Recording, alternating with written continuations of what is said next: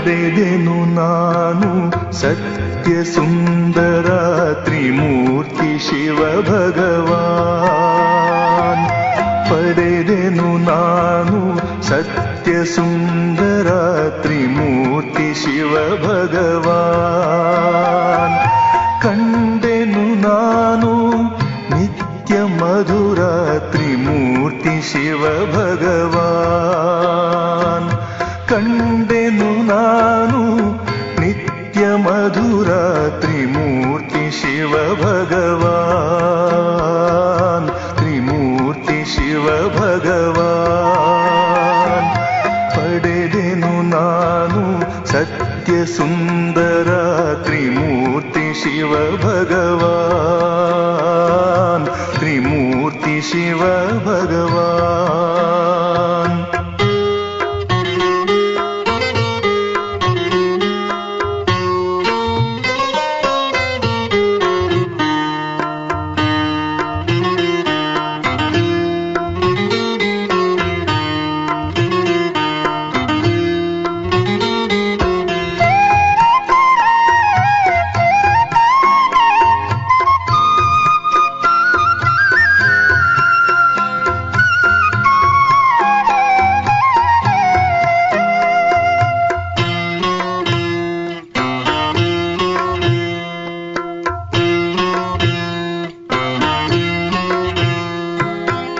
ಸಂಗಮಯುಗವು ಪಾವನ ಯುಗವು ಕಳೆಯುತ್ತಿಹುದು ಈಗ.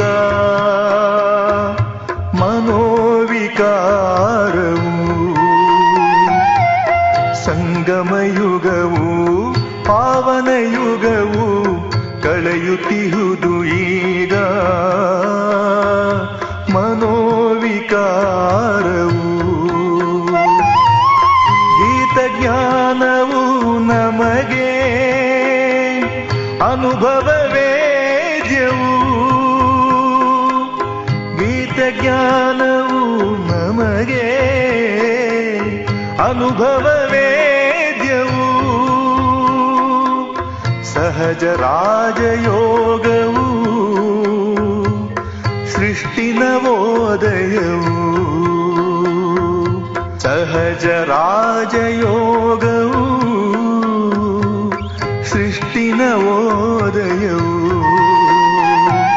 ಪಡೆದೆನು ನಾನು ಸತ್ಯ ಸುಂದರ ತ್ರಿಮೂರ್ತಿ ಶಿವ ಭಗವಾನ್. ಪಡೆದೆನು ನಾನು ಸತ್ಯ ಸುಂದರ ತ್ರಿಮೂರ್ತಿ ಶಿವ ಭಗವಾನ್. ತ್ರಿಮೂರ್ತಿ ಶಿವ ಭಗವಾನ್.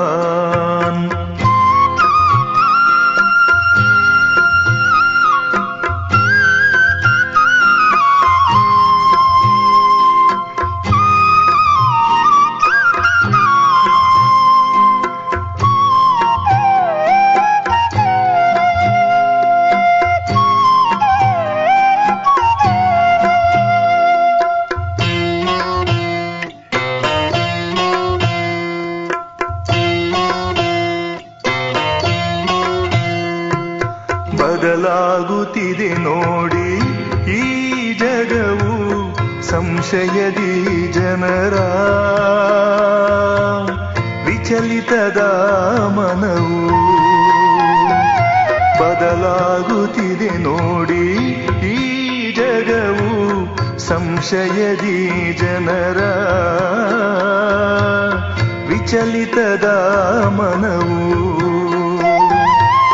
ಸಂತೈಸುತ್ತಿದೆ ಎಮಗೆ ಶಿವನ ಮಧುರ ನಾಮವು.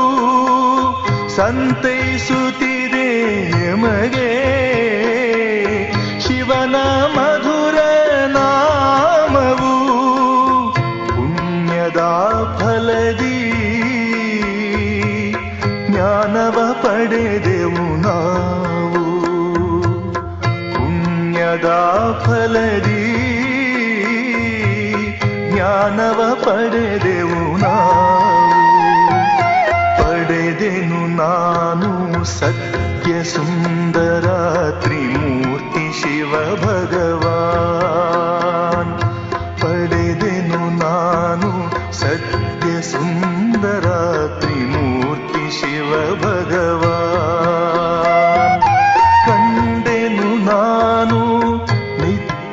ಮಧುರ ತ್ರಿಮೂರ್ತಿ ಶಿವ ಭಗವಾನ್. ಕಂಡೆನು ನಾನು ನಿತ್ಯ ಮಧುರ ತ್ರಿಮೂರ್ತಿ ಶಿವ ಭಗವಾನ್. ತ್ರಿಮೂರ್ತಿ ಶಿವ ಭಗವಾನ್. ಪಡೆದೆನು ನಾನು ಸತ್ಯ ಸುಂದರ ತ್ರಿಮೂರ್ತಿ ಶಿವ ಭಗವಾನ್. ತ್ರಿಮೂರ್ತಿ ಶಿವ ಭಗವಾನ್. ತ್ರಿಮೂರ್ತಿ ಶಿವ ಭಗವಾನ್. ತ್ರಿಮೂರ್ತಿ ಶಿವ ಭಗವಾನ್.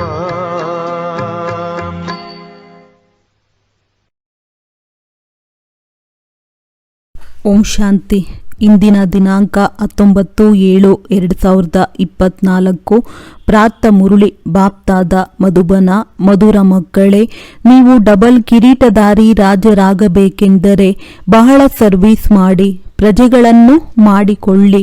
ಸಂಗಮ ಯುಗದಲ್ಲಿ ನೀವು ಸರ್ವಿಸ್ ಮಾಡಲೇಬೇಕಾಗಿದೆ. ಇದರಲ್ಲಿಯೇ ಕಲ್ಯಾಣವಿದೆ. ಪ್ರಶ್ನೆ: ಹಳೆಯ ಪ್ರಪಂಚದ ವಿನಾಶಕ್ಕೆ ಮೊದಲು ಪ್ರತಿಯೊಬ್ಬರೂ ಯಾವ ಶೃಂಗಾರ ಮಾಡಿಕೊಳ್ಳಬೇಕು?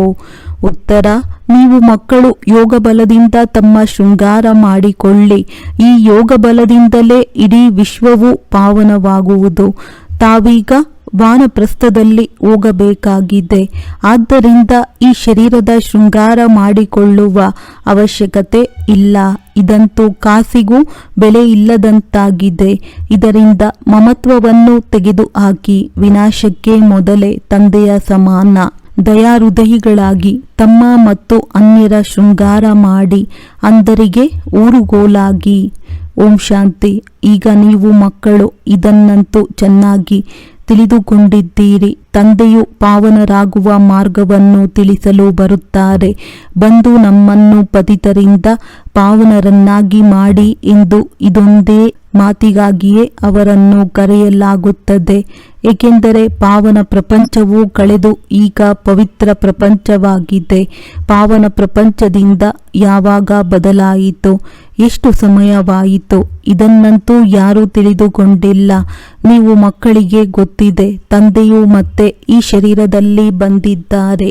ಬಾಬಾ ಬಂದು ನಾವು ಪತಿತರಿಗೆ ಮಾರ್ಗವನ್ನು ತಿಳಿಸಿ ನಾವು ಹೇಗೆ ಪಾವನರಾಗುವುದು ಎಂದು ನೀವೇ ಕರೆದಿರಿ. ಇದು ನಿಮಗೆ ತಿಳಿದಿದೆ. ನಾವು ಪಾವನ ಪ್ರಪಂಚದಲ್ಲಿದ್ದೆವು, ಈಗ ಪತಿತ ಪ್ರಪಂಚದಲ್ಲಿದ್ದೇವೆ. ಈಗ ಈ ಪ್ರಪಂಚವೂ ಬದಲಾಗುತ್ತಿದೆ. ಹೊಸ ಪ್ರಪಂಚ ಕಾಲಾವಧಿ ಎಷ್ಟು, ಹಳೆಯ ಪ್ರಪಂಚದ ಕಾಲಾವಧಿ ಎಷ್ಟು ಎಂದು ಯಾರೂ ತಿಳಿದುಕೊಂಡಿಲ್ಲ. ಗಟ್ಟಿಮುಟ್ಟಾದ ಮನೆಯನ್ನು ಕಟ್ಟಿಸಿದ್ದಾಗ ಇದರ ಆಯಸ್ಸು ಇಷ್ಟು ವರ್ಷಗಳಿರುತ್ತದೆ ಎಂದು ಹೇಳುತ್ತಾರೆ. ಮನೆಯು ಸರಿಯಾಗಿ ಕಟ್ಟದಿದ್ದರೆ ಅದಕ್ಕೂ ಅದು ಇಷ್ಟು ವರ್ಷಗಳಿರಬಹುದೆಂದು ಹೇಳುತ್ತಾರೆ. ಇದು ಎಷ್ಟು ವರ್ಷಗಳು ನಡೆಯಬಹುದೆಂದು ತಿಳಿದುಕೊಳ್ಳುತ್ತಾರೆ. ಮನುಷ್ಯರಿಗೆ ಈ ಇಡೀ ಪ್ರಪಂಚದ ಆಯಸ್ಸು ಎಷ್ಟಿದೆ ಎಂದು ಗೊತ್ತೇ ಇಲ್ಲ. ಅಂದ ಮೇಲೆ ಅವಶ್ಯವಾಗಿ ತಂದೆಯೇ ಬಂದು ತಿಳಿಸಬೇಕಾಗುತ್ತದೆ.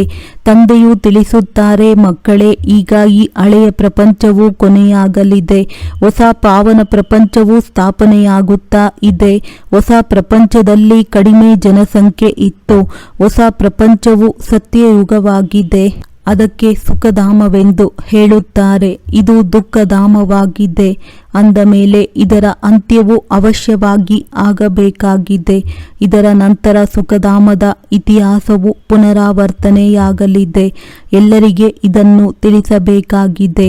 ತಂದೆಯು ಆದೇಶ ನೀಡುತ್ತಾರೆ, ಮಕ್ಕಳೇ, ತಮ್ಮನ್ನು ಆತ್ಮನೆಂದು ತಿಳಿದು ತಂದೆಯನ್ನು ನೆನಪು ಮಾಡಿ ಮತ್ತೆ ಅನ್ಯರಿಗೂ ಈ ಮಾರ್ಗವನ್ನು ತಿಳಿಸಿ. ಲೌಕಿಕ ತಂದೆಯನ್ನಂತೂ ಎಲ್ಲರೂ ತಿಳಿದುಕೊಂಡಿದ್ದಾರೆ. ಪಾರಲೌಕಿಕ ತಂದೆಯನ್ನು ಯಾರೂ ತಿಳಿದುಕೊಂಡಿಲ್ಲ. ಸರ್ವವ್ಯಾಪಿ ಎಂದು ಹೇಳಿಬಿಡುತ್ತಾರೆ. ಮೀನು ಮೊಸಳೆಯ ಅವತಾರ ಅಥವಾ 84 ಲಕ್ಷ ಯೋನಿಗಳಲ್ಲಿ ತೆಗೆದುಕೊಂಡು ಹೋಗಿದ್ದಾರೆ. ಪ್ರಪಂಚದಲ್ಲಿ ಯಾರೂ ತಂದೆಯನ್ನು ಅರಿತುಕೊಂಡಿಲ್ಲ. ತಂದೆಯನ್ನು ಅರಿತುಕೊಂಡಾಗ ತಿಳಿಯುತ್ತದೆ. ಒಂದು ವೇಳೆ ಕಲ್ಲು ಮುಳ್ಳಿನಲ್ಲಿದ್ದರೆ ಆಸ್ತಿಯ ಮಾತೆ ಇರುತ್ತಿರಲಿಲ್ಲ. ದೇವತೆಗಳ ಪೂಜೆಯನ್ನೇ ಮಾಡುತ್ತಾರೆ. ಆದರೆ ಯಾರ ಪರಿಚಯವನ್ನೂ ತಿಳಿದುಕೊಂಡಿಲ್ಲ. ಸಂಪೂರ್ಣ ಈ ಮಾತುಗಳಲ್ಲಿ ಅಜ್ಞಾನಿಗಳಾಗಿದ್ದಾರೆ. ಆದ್ದರಿಂದ ಮೊಟ್ಟ ಮೊದಲು ಮೂಲ ಮಾತನ್ನು ತಿಳಿಸಬೇಕು. ಚಿತ್ರಗಳಿಂದ ಯಾರೂ ತಿಳಿದುಕೊಳ್ಳುವುದಿಲ್ಲ. ಮನುಷ್ಯರು ತಂದೆಯನ್ನು ತಿಳಿದುಕೊಂಡಿಲ್ಲ. ಪ್ರಾರಂಭದಿಂದ ಹಿಡಿದು ಈ ರಚನೆಯು ಹೇಗೆ ರಚಿಸಲ್ಪಟ್ಟಿದೆ ಎಂದು ತಿಳಿದುಕೊಂಡಿಲ್ಲ. ದೇವತೆಗಳ ರಾಜ್ಯವು ಯಾವಾಗ ಇತ್ತು, ಯಾರನ್ನು ಪೂಜಿಸುತ್ತಾರೆ, ಅವರ ಬಗ್ಗೆ ಏನೂ ಗೊತ್ತಿಲ್ಲ. ಲಕ್ಷಾಂತರ ವರ್ಷಗಳು ಸೂರ್ಯವಂಶಿ ರಾಜಧಾನಿಯು ನಡೆಯಿತು. ನಂತರ ಚಂದ್ರವಂಶಿ ರಾಜ್ಯವು ಲಕ್ಷಾಂತರ ವರ್ಷಗಳು ನಡೆಯಿತೆಂದು ತಿಳಿಯುತ್ತಾರೆ. ಇದಕ್ಕೆ ಅಜ್ಞಾನವೆಂದು ಹೇಳಲಾಗುತ್ತದೆ. ಈಗ ನೀವು ಮಕ್ಕಳಿಗೆ ತಂದೆಯು ತಿಳಿಸಿದ್ದಾರೆ, ಮತ್ತೆ ನೀವು ಅದನ್ನು ಪುನರಾವರ್ತಿಸುತ್ತೀರಿ. ತಂದೆಯು ಪುನರಾವರ್ತಿಸುತ್ತಾರಲ್ಲವೇ? ಹೀಗೆ ತಿಳಿಸಿಕೊಡಿ, ಸಂದೇಶ ಕೊಡಿ. ಇಲ್ಲವೆಂದರೆ ರಾಜಧಾನಿಯು ಹೇಗೆ ಸ್ಥಾಪನೆಯಾಗುತ್ತದೆ? ಇಲ್ಲಿ ಕುಳಿತು ಬಿಡುವುದರಿಂದ ಆಗುವುದಿಲ್ಲ.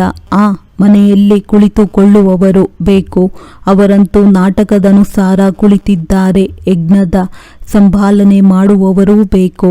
ತಂದೆಯ ಬಳಿ ಮಿಲನ ಮಾಡುವುದಕ್ಕಾಗಿ ಬಹಳ ಮಕ್ಕಳು ಬರುತ್ತಾರೆ, ಏಕೆಂದರೆ ಶಿವ ತಂದೆಯಿಂದಲೇ ಆಸ್ತಿಯನ್ನು ತೆಗೆದುಕೊಳ್ಳಬೇಕಾಗಿದೆ. ಲೌಕಿಕ ತಂದೆಯ ಬಳಿ ಮಗನು ಬಂದರೆ ನಾವು ತಂದೆಯಿಂದ ಆಸ್ತಿಯನ್ನು ತೆಗೆದುಕೊಳ್ಳಬೇಕೆಂದು ತಿಳಿಯುತ್ತಾರೆ. ಮಗಳಂತೂ ಹೋಗಿ ಅರ್ಧಾಂಗಿಯಾಗುತ್ತಾಳೆ. ಸತ್ಯಯುಗದಲ್ಲಿ ಎಂದೂ ಆಸ್ತಿಗಾಗಿ ಜಗಳವಾಡುವುದೇ ಇಲ್ಲ. ಇಲ್ಲಿ ಕಾಮ ವಿಕಾರದ ಮೇಲೆ ಜಗಳವಾಗುತ್ತದೆ. ಅಲ್ಲಂತೂ ಈ 5 ಭೂತಗಳೇ ಇರುವುದಿಲ್ಲ. ಆದ್ದರಿಂದ ದುಃಖದ ಹೆಸರೂ ಗುರುತು ಇರುವುದಿಲ್ಲ. ಎಲ್ಲರೂ ನಷ್ಟಮೋಹಿಗಳಾಗಿರುತ್ತಾರೆ. ಇದನ್ನಂತೂ ತಿಳಿಯುತ್ತಾರೆ, ಸ್ವರ್ಗವಿತ್ತು, ಅದು ಕಳೆದು ಹೋಯಿತು. ಚಿತ್ರಗಳು ಇವೆ. ಆದರೆ ಈ ವಿಚಾರವು ನೀವು ಮಕ್ಕಳಿಗೆ ಈಗಲೇ ಬರುತ್ತದೆ.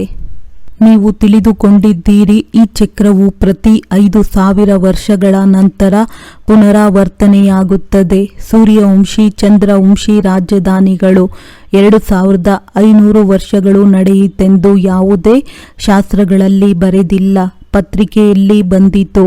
ಆದರೆ ರಾಜಭವನದಲ್ಲಿ ರಾಮಾಯಣವನ್ನು ಕೇಳುತ್ತಿದ್ದಾರೆ ಎಂದು. ಏನೇ ಆಪತ್ತುಗಳು ಬಂದರೆ ಮನುಷ್ಯರು ಭಗವಂತನನ್ನು ಖುಷಿಪಡಿಸಲು ಭಕ್ತಿಯಲ್ಲಿ ತೊಡಗುತ್ತಾರೆ. ಆದರೆ ಭಗವಂತನು ರಾಜಿಯಾಗುವುದಿಲ್ಲ. ಇದಂತೂ ನಾಟಕದಲ್ಲಿ ನಿಗದಿಯಾಗಿದೆ. ಭಕ್ತಿಯಿಂದ ಎಂದೂ ಭಗವಂತನು ಖುಷಿ ಪಡುವುದಿಲ್ಲ. ನೀವು ಮಕ್ಕಳಿಗೆ ಗೊತ್ತಿದೆ, ಅರ್ಧಕಲ್ಪ ಭಕ್ತಿಯು ನಡೆಯುತ್ತದೆ. ತಾವೇ ದುಃಖವನ್ನು ಪಡೆಯುತ್ತಿರುತ್ತಾರೆ. ಭಕ್ತಿ ಮಾಡುತ್ತಾ ಎಲ್ಲ ಹಣವನ್ನು ಸಮಾಪ್ತಿ ಮಾಡಿಬಿಡುತ್ತಾರೆ. ಈ ಮಾತುಗಳನ್ನು ಕೆಲವರೇ ವಿರಳವಾಗಿ ತಿಳಿದುಕೊಳ್ಳುತ್ತಾರೆ. ಯಾವ ಮಕ್ಕಳು ಸರ್ವೀಸಿನಲ್ಲಿರುತ್ತಾರೆಯೋ ಅವರು ಸಮಾಚಾರವನ್ನು ತಿಳಿಸುತ್ತಿರುತ್ತಾರೆ. ತಿಳಿಸಲಾಗುತ್ತದೆ, ಇದು ಈಶ್ವರೀಯ ಪರಿವಾರವಾಗಿದೆ. ಈಶ್ವರನಂತೂ ದಾತನಾಗಿದ್ದಾರೆ. ಅವರು ತೆಗೆದುಕೊಳ್ಳುವವರಲ್ಲ. ಅವರಿಗೆ ಯಾರೂ ಕೊಡುವುದೂ ಇಲ್ಲ. ಇನ್ನು ಎಲ್ಲವನ್ನು ನಷ್ಟ ಮಾಡುತ್ತಿರುತ್ತಾರೆ. ತಂದೆಯು ನೀವು ಮಕ್ಕಳನ್ನು ಕೇಳುತ್ತಿರುತ್ತಾರೆ, ಮಕ್ಕಳೇ, ನಿಮಗೆ ಎಷ್ಟೊಂದು ಹಣವನ್ನು ಕೊಟ್ಟೆನು, ನಿಮ್ಮನ್ನು ಸ್ವರ್ಗದ ಮಾಲೀಕರನ್ನಾಗಿ ಮಾಡಿದೆನು, ಮತ್ತೆ ಅದೆಲ್ಲವೂ ಎಲ್ಲಿಗೆ ಹೋಯಿತು?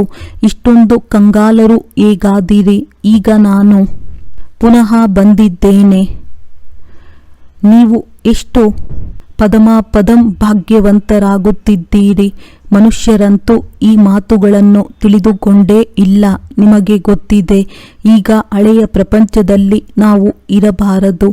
ಇದಂತೂ ಸಮಾಪ್ತಿಯಾಗುವುದಿದೆ. ಮನುಷ್ಯರ ಬಳಿಯಲ್ಲಿ ಎಷ್ಟು ಹಣವಿದೆಯೋ ಅದು ಯಾರ ಕೈಯಲ್ಲಿಯೂ ಬರುವುದಿಲ್ಲ. ವಿನಾಶವಾದರೆ ಎಲ್ಲವೂ ಸಮಾಪ್ತಿಯಾಗಿ ಬಿಡುತ್ತದೆ. ಎಷ್ಟೊಂದು ಮೈಲಿಗಳಲ್ಲಿ ದೊಡ್ಡ ದೊಡ್ಡ ಕಟ್ಟಡಗಳು ನಿರ್ಮಾಣಗೊಂಡಿದೆ.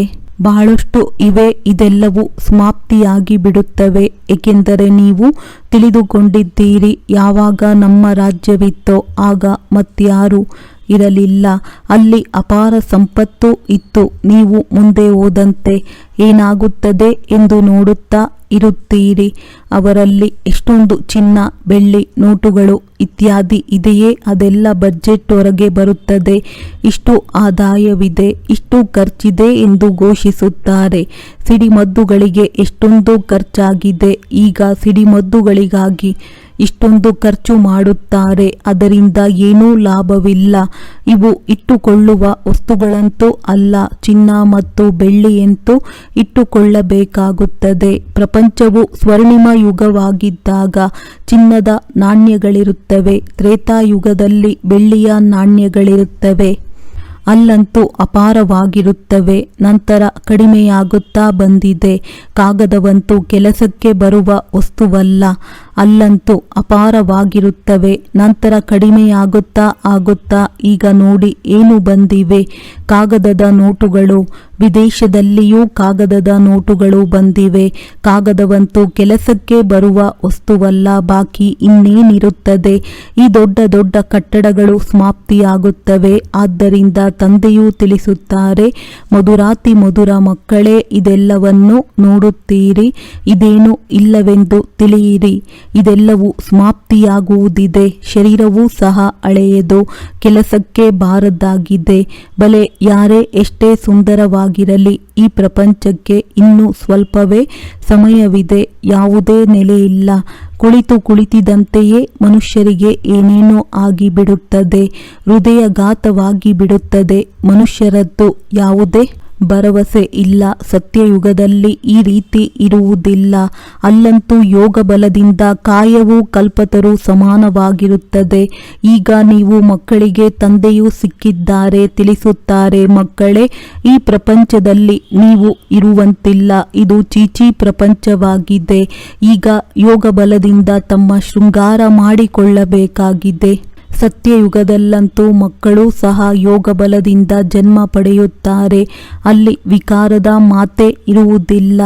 ಯೋಗ ಬಲದಿಂದ ನೀವು ಇಡೀ ವಿಶ್ವವನ್ನು ಪಾವನವನ್ನಾಗಿ ಮಾಡುತ್ತೀರೆಂದರೆ ಇನ್ನೂ ದೊಡ್ಡ ಮಾತೇನಿದೆ? ಈ ಮಾತುಗಳನ್ನು ಯಾರು ನಮ್ಮ ಮನೆತನದವರಾಗಿರುವರೋ ಅವರೇ ತಿಳಿದುಕೊಳ್ಳುತ್ತಾರೆ. ಉಳಿದವರೆಲ್ಲರೂ ಶಾಂತಿಧಾಮಕ್ಕೆ ಹೋಗಬೇಕಾಗಿದೆ. ಅದು ಆತ್ಮಗಳ ಮನೆಯಾಗಿದೆ. ಆದರೂ ಮನುಷ್ಯರು ತಿಳಿದುಕೊಳ್ಳುವುದಿಲ್ಲ. ಒಂದು ಆತ್ಮವು ಹೋಗುತ್ತದೆ, ಇನ್ನೊಂದು ಬರುತ್ತಾ ಇರುತ್ತದೆ. ಸೃಷ್ಟಿಯು ವೃದ್ಧಿಯನ್ನು ಹೊಂದುತ್ತಾ ಇರುತ್ತದೆ ಎಂದು ಅವರು ಹೇಳುತ್ತಾರೆ. ರಚಯಿತ ಮತ್ತು ರಚನೆಯನ್ನು ನೀವು ತಿಳಿದುಕೊಂಡಿದ್ದೀರಿ, ಆದ್ದರಿಂದ ಅನ್ಯರಿಗೂ ತಿಳಿಸುವ ಪ್ರಯತ್ನ ಪಡುತ್ತೀರಿ. ಇವರು ತಂದೆಯ ವಿದ್ಯಾರ್ಥಿಯಾಗಲಿ, ಎಲ್ಲವನ್ನು ಅರಿತುಕೊಳ್ಳಲಿ, ಖುಷಿಯಲ್ಲಿ ಬಂದು ಬಿಡಲೆಂದು ನೀವು ಅನ್ಯರಿಗೂ ತಿಳಿಸಿಕೊಡುತ್ತೀರಿ. ನಾವಂತೂ ಈಗ ಅಮರಲೋಕದಲ್ಲಿ ಹೋಗುತ್ತೇವೆ. ಅರ್ಧಕಲ್ಪ ಸುಳ್ಳು ಕಥೆಗಳನ್ನು ಕೇಳಿದ್ದೇವೆ. ಈಗಂತೂ ನಾವು ಅಮರಲೋಕದಲ್ಲಿ ಹೋಗುತ್ತೇವೆಂದು ಬಹಳ ಖುಷಿ ಇರಬೇಕು. ಈಗ ಮೃತ್ಯು ಲೋಕದ ಅಂತ್ಯವಾಗಿದೆ. ಇಲ್ಲಿಂದ ನಾವು ಖುಷಿಯ ಖಜಾನೆಯನ್ನು ತುಂಬಿಕೊಂಡು ಹೋಗುತ್ತೇವೆ. ಅಂದ ಮೇಲೆ ಈ ಸಂಪಾದಿಸುವುದರಲ್ಲಿ, ಜೋಳಿಗೆಯನ್ನು ತುಂಬಿಕೊಳ್ಳುವುದರಲ್ಲಿ ಒಳ್ಳೆಯ ರೀತಿಯಲ್ಲಿ ತೊಡಗಬೇಕು. ಸಮಯವನ್ನು ವ್ಯರ್ಥವಾಗಿ ಕಳೆಯಬಾರದು. ಈಗಂತೂ ನಾವು ಅನ್ಯರ ಸೇವೆ ಮಾಡಬೇಕು, ಜೋಳಿಗೆಯನ್ನು ತುಂಬಿಕೊಳ್ಳಬೇಕು. ಇಷ್ಟೇ ಸಾಕು. ದಯಾಹೃದಯಿಗಳು ಹೇಗಾಗುವುದೆಂದು ತಂದೆಯು ತಿಳಿಸಿಕೊಡುತ್ತಾರೆ. ಅಂಧರಿಗೆ ಊರುಗೋಲಾಗಿ ಈ ಪ್ರಶ್ನೆಯನ್ನು ಯಾವುದೇ ಸನ್ಯಾಸಿಗಳು, ವಿದ್ವಾಂಸ ಮೊದಲಾದವರು ಕೇಳಲು ಸಾಧ್ಯವಿಲ್ಲ. ಸ್ವರ್ಗವೆಲ್ಲಿದೆ, ನರಕವೆಲ್ಲಿರುತ್ತದೆ ಎಂದು ಪಾಪ ಅವರಿಗೇನೂ ಗೊತ್ತಿರುತ್ತದೆ? ಬಲೆ ಎಷ್ಟೇ ದೊಡ್ಡ ದೊಡ್ಡ ಸ್ಥಾನಮಾನದವರಿರಬಹುದು, ವಾಯು ಸೇನಾಧಿಕಾರಿ ಇರಬಹುದು, ಭೂಸೇನಾಧಿಕಾರಿ ಆಗಿರಬಹುದು. ಆದರೆ ಇವರೆಲ್ಲರೂ ನಿಮ್ಮ ಮುಂದೆ ಏನು ನಿಮಗೆ ಗೊತ್ತಿದೆ? ಇನ್ನು ಸ್ವಲ್ಪ ಸಮಯವಿದೆ. ಸ್ವರ್ಗದ ಬಗ್ಗೆ ಯಾರಿಗೂ ಗೊತ್ತಿಲ್ಲ. ಈ ಸಮಯದಲ್ಲಿ ಎಲ್ಲ ಕಡೆ ಯುದ್ಧಗಳು ನಡೆಯುತ್ತವೆ. ಅವರಿಗೆ ವಿಮಾನಗಳು ಅಥವಾ ಸೈನ್ಯ ಮೊದಲಾದ ಅವಶ್ಯಕತೆ ಇರುವುದಿಲ್ಲ. ಇವರೆಲ್ಲರೂ ಸಮಾಪ್ತಿಯಾಗುತ್ತಾರೆ. ಕೆಲವರು ಮನುಷ್ಯರು ಉಳಿಯುತ್ತಾರೆ. ಈ ವಿಮಾನಗಳು, ದೀಪಗಳು ಇತ್ಯಾದಿ ಇರುತ್ತದೆ. ಆದರೆ ಪ್ರಪಂಚವು ಬಹಳ ಚಿಕ್ಕದಾಗಿರುತ್ತದೆ.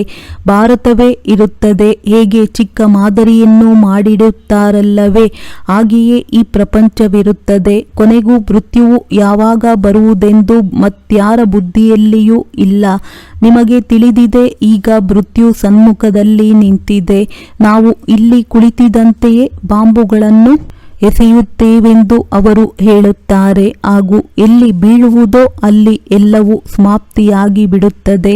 ಯಾವುದೇ ಸೇನೆಯ ಅವಶ್ಯಕತೆ ಇಲ್ಲ. ಒಂದೊಂದು ವಿಮಾನವೂ ಸಹ ಕೋಟ್ಯಾಂತರ ರೂಪಾಯಿಗಳಷ್ಟು ಖರ್ಚನ್ನು ತಿಂದು ಬಿಡುತ್ತದೆ. ಎಲ್ಲರ ಬಳಿ ಎಷ್ಟೊಂದು ಚಿನ್ನವಿರುತ್ತದೆ, ಕೆಲವೊಂದು ಟನ್ನುಗಳಷ್ಟು ಚಿನ್ನ ಇರುತ್ತದೆ. ಅದೆಲ್ಲವೂ ಸಮುದ್ರದಲ್ಲಿ ಹೊರಟು ಹೋಗುತ್ತದೆ. ಇಡೀ ರಾವಣ ರಾಜ್ಯವು ಒಂದು ದೀಪವಾಗಿದೆ.